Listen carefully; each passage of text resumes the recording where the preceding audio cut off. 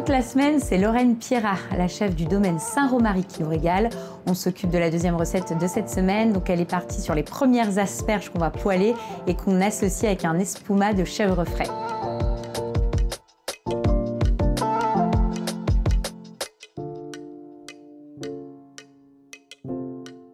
Donc Lorraine, on va préparer une entrée.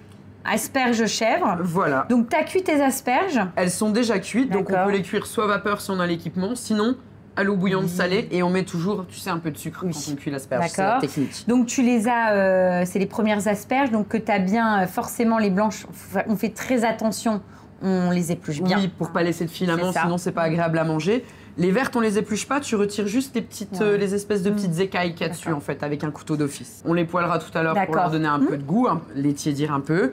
Et on va s'occuper de faire un espuma avec du chèvre frais que voici. D'accord. Donc c'est très simple, il nous faut juste le chèvre frais, de la crème. Donc tu prends ton chèvre frais. Voilà, et si tu veux, pendant ce temps, tu peux me peser. Là, j'ai 300 g de chèvre, on va ajouter 200 g de crème. D'accord, donc là, je te mets 200 g de crème. S'il te plaît. Hop. Et on précoupe un tout petit peu le chèvre pour avoir plus facile en fait à mélanger le tout. D'accord. Alors c'est important le chèvre que ce soit du frais, hein. Pas de la bûche, pas du cendré, vraiment du chèvre frais. Oui, l'idée c'est d'apporter un goût de chèvre. Bon, j'ai mis 207, hein, mais c'est bon. Je t'en veux à mort. On n'est pas en pâtisserie, on a le droit. C'est vrai. Oui, donc tu veux rester sur le côté voilà, fromage frais, plutôt léger que le truc exactement. Bien costaud. Et tout simplement le mélanger au fouet. Oui. Pour avoir une texture un peu plus liquide et débarrasser ça dans notre siphon avant de mettre la cartouche de gaz. Tout simplement.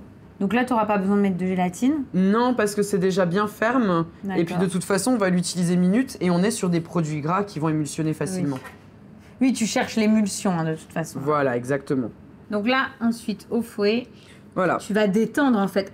En gros, en réalité, la crème, elle est vraiment là pour détendre le chèvre. Exactement, exactement. Et d'ailleurs, si tu veux renforcer le goût, tu peux tout à fait utiliser de la crème avec du lait de chèvre ou un yaourt de chèvre pour liquéfier. Oui, à la limite, c'est cohérent en fait. Tu restes dans le même esprit, quoi. Exactement. Donc tu vois, le but au début, bah, c'est un peu pénible parce qu'il faut que tout se lie, mais le but, c'est vraiment d'avoir quelque chose de bien homogène. D'accord. Donc là, en texture, on est bon? Là, en termes de texture, on est OK, tu vois. J'ai besoin de quelque chose qui soit proche d'une crème fraîche, pas trop liquide, mais pas trop épais non plus. On le met dans le siphon. Oui. Personnellement, j'utilise une poche à douille parce que ça permet de remplir proprement. C'est ce que j'allais dire. Puis alors, vu, c'est pas trop liquide. Non. Donc, je pense que sinon, c'est un peu galère. OK. Tiens, bah, hop, je te mets ça là. Ah, je vais te laisser retirer le fouet. Attends, je le retire. Tiens. Je te laisse prendre une maryse.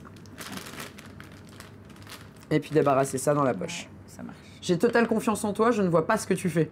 Ah ben voilà, n'ayez pas peur, et confiance, Lorraine. Ça va le faire. De toute façon, je vais pas forcément tout mettre dans le siphon. Donc, hop, c'est bon. De toute façon, on ne va pas le chercher beaucoup plus loin dans la poche. Tac, tac. Hop. Et ensuite, donc, un siphon. Voilà, on va remettre tout bien. La matière.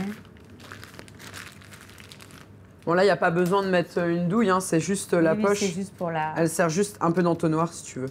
Hop. Et là, comme il y avait... C'est un siphon 1 demi-litre, alors je ne veux pas m'amuser à trop le remplir, parce que tu le remplis quand même jamais trop jusqu'au-dessus, le siphon. Donc, ensuite, tu fermes. Voilà, on s'assure toujours qu'il y ait bien le joint avec. Mieux. Exactement. Alors ça, c'est quelque chose, si on n'a pas de siphon à la maison, ta crème liquide, tu peux la monter en chantilly. Oui. Fixer avec un tout petit peu de gélatine et faire ce qu'on appelle une bavaroise en fait. Ça sera pas tout à fait le même résultat, mais si on n'a pas le matériel, c'est une alternative. Et donc là après tu vas le cartoucher. Donc voilà. Une fois, puisque c'est 1 demi-litre, tête en bas. Okay. Donc là on passe à la cuisson des asperges? Exactement, enfin plutôt les colorations vu qu'ils ont déjà été cuits une première fois. Donc tu mets un petit peu de matière grasse, donc de l'huile. Au fond de la poêle. On évite toujours l'huile d'olive hein, pour la chauffe. On peut en mettre à la fin, à la limite, un peu pour le goût, mais on évite pour la chauffe. Et là, tu veux quand même qu'il y ait une petite coloration ou non, c'est juste mise à température? Ça va être un peu les deux, en fait. Mise à température, si ça colore un peu, c'est bien.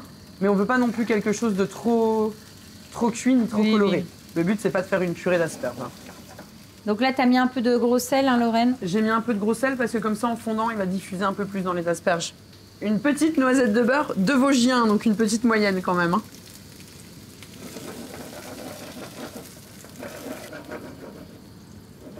Donc là, c'est bon. On les a remis à température. Bon. Elles ont une légère coloration. C'est ça, tu vois, ça commence à colorer un tout petit peu. Donc là, avec le beurre, c'est le côté noisette hein, qu'on aime bien. Ça. Là, on les débarrasse et puis on va passer au dressage, tout simplement. On va intercaler. J'ai prévu d'intercaler, tu vois, comme ça. Une blanche, une verte. C'est pour ça que tu avais pris les deux couleurs. Oui, c'est joli. Ça fait un peu de... super. Et on va agrémenter ça avec notre siphon.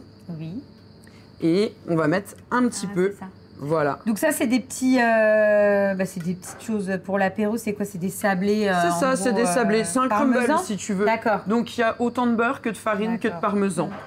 On met un peu de graines dedans et puis bah là, dans l'esprit... Là, tu les as fait en format petit gâteau, biscuit, voilà. On va les émietter, nous? On va en émietter un peu pour mettre du croustillant. Alors après, là, je l'ai fait avec du parmesan, mais pourquoi pas utiliser de la tome de chèvre, un gruyère, un vieux comté Voilà, l'asperge, c'est quelque chose qui se marie, on n'y pense pas forcément, mais ça se marie assez bien avec le fromage. Donc là, tu vois, on va prendre les biscuits et tu peux les... Voilà, pas trop petits non plus, un peu partout en fait, tu vois. On va en mettre 2-3 par assiette, pardon, je croise. On peut mettre, tu vois, un peu à chaque endroit comme ça. L'idée, c'est d'aller rajouter de la texture et du croustillant à notre entrée.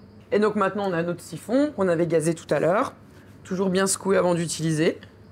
Et puis, on va les mettre des petits points comme ça de crème. Alors, comme on est sur quelque chose d'épais, il ne faut pas appuyer trop fort. On a fini, on va goûter?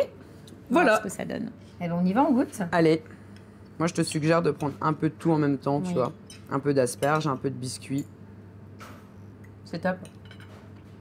C'est top, c'est vrai que le mariage chèvre-asperge, ça marche super bien. Le petit biscuit qui apporte aussi le côté gourmand et même assaisonnement un petit peu, parce qu'avec le parmesan et les graines, ça assaisonne. C'est très très bon. Et ce qui est sympa, c'est que, par exemple, si on a des végétariens à la maison, ça c'est parfait. Pas de souci. Ouais, entrée végétarien, ça fonctionne. Très très bien. Bravo. On fait quoi ensuite? Ensuite, on va revisiter le tataki de saumon.